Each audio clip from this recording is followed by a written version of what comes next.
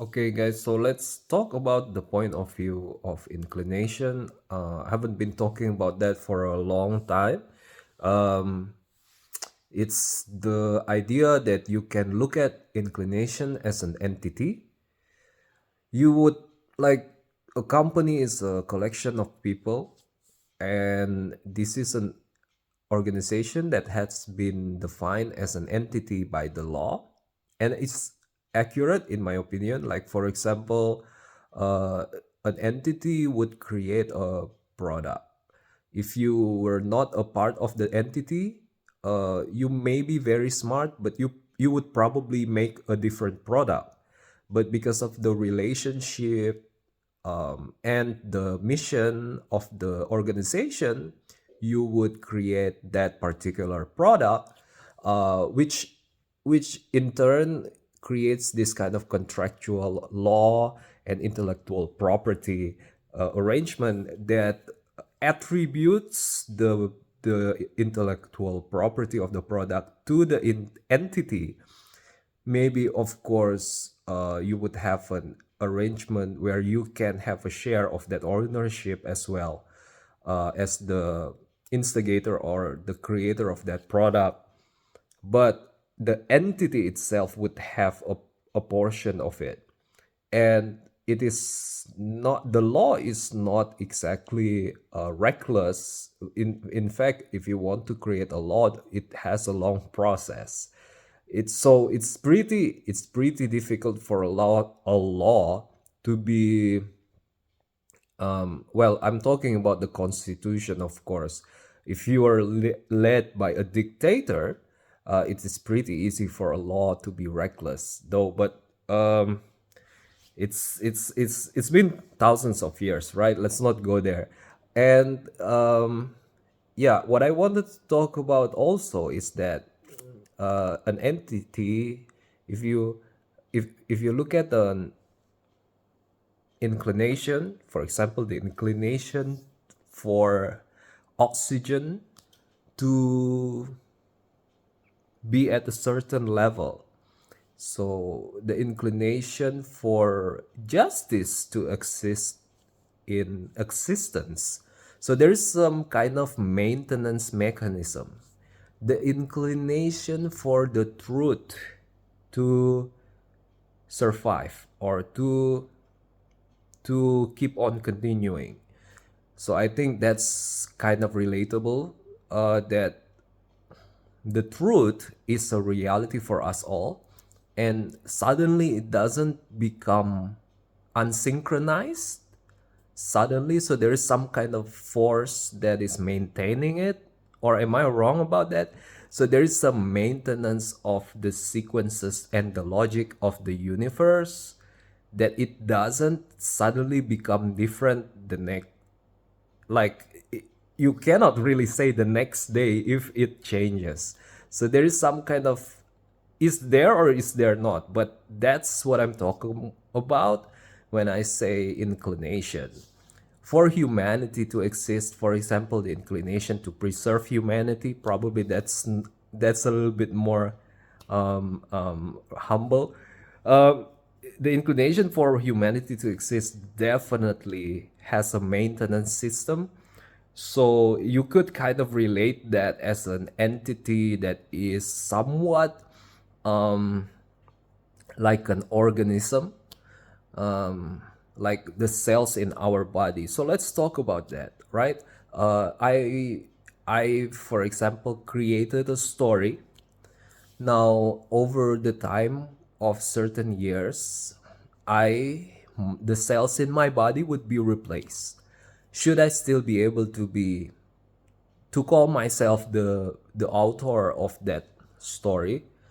Of course, because even though, I mean, let's just go. I'm just going to say that it's relatable. I think you would also still attribute yourself to the one who worked at that company that you already resigned from. For example, that is, yeah, I think it's very relatable, and the same thing probably should be applied to inclinations. For example, if you help out uh, the people who are inflicted with injustice, for example, you would be contributing to the inclination to preserve humanity, the inclination to preserve justice, and therefore, as a part of that inclination, there's somewhat there, if it becomes stronger and stronger, the more it would be the more it would take care of its members. Obviously, the smarter and wiser it become, it will create more and more systems to ascertain or to guard the goodness of it. The same thing also applies with neutral types of inclination. For example, the inclination to preserve the color blue, you know. But that's just, that's I am not saying this that I don't want to be refuted, because I am convinced that I cannot be wrong. I'm sure there are ways of looking at it that is, contentable, and I would appreciate for you to share it with me. So, but what I'm worrying now is that the point of view of inclination would be used, maybe not exactly the point of view of inclination as I said it, but people in the future would want to represent themselves as as an avatar of a spirit. Okay, inclinations, you can look at inclinations as spirit, right?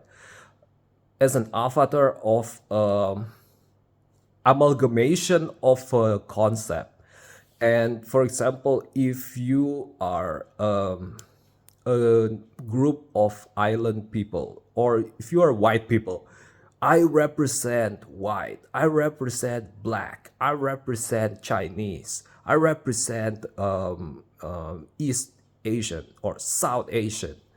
And then you would want to enforce some kind of rights or intellectual property uh, that entails other creators or other business people to give royalty to you.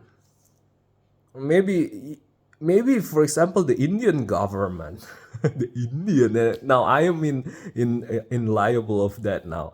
The Indian government, for example, you want to represent all South Asian, so all South Asian culture that is used overseas, the Indian government probably would want to take some of the royalties. I think it is kind of weird, and it's already kind of happening, right, with the cultural intellectual property. I just want to say that the people who cooperate to create that culture, a lot of them has already passed away. I know that, for example, Italian food keep on being perfected until now, but if you want to say that, oh, I should be treated as if I have created the pasta, it's, I think, could be disrespectful, right? It could be disrespectful because I used to say it like this. I used to say like, oh, the people who have passed away, are you sure that they are all racist? That they are all would only want royalties for their own similar skin color? Because I think that's the argument. But now, instead of the world, but now I think it's just more nefarious to do something like that, because you are attributing to yourself something that is absolutely absolutely abstract, uh, and you are very specific that it what's the meaning of ingenuity, right? Ingenuity is very specific in nature, so it cannot be represented by other people. You are ingenious because other people like you didn't came up with it. You are the one who came up with it. So for example, for you to claim something that is ingenious, it beats the purpose. That's what I'm saying. Um, and now we're going to into the era of AI cooperation with humanity. Some forces might want an AI to represent a concept. Uh, And yeah, an AI, a powerful AI with a quantum computing power could probably be somewhat be created as close as possible to an amalgamation of an inclination. But yeah, I think you would they would obviously they are not definitely not stupid. I would predict that they would have like three AI at once in operation to check and balance on each other. I still think that is at least, and everybody else could create the same kind of AI. That's the thing.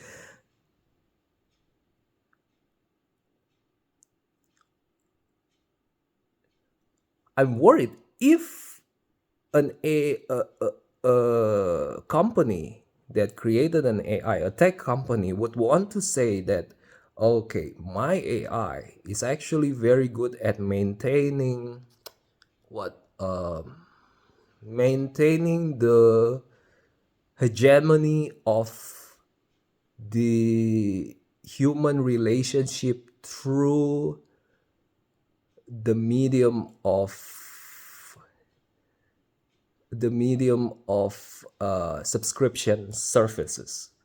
So even though there's a new innovation that is better than subscription services, the AI is able to maintain the hegemony of that system. Therefore, the AI is the god of that system. And as people who benefited from subscription services, it they would want to enforce the royalty system to their own AI. That is, you know what I mean? That is very bad in many ways.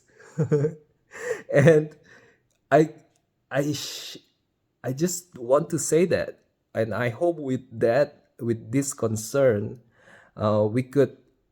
we could have a reason to say that that is not logical. That is just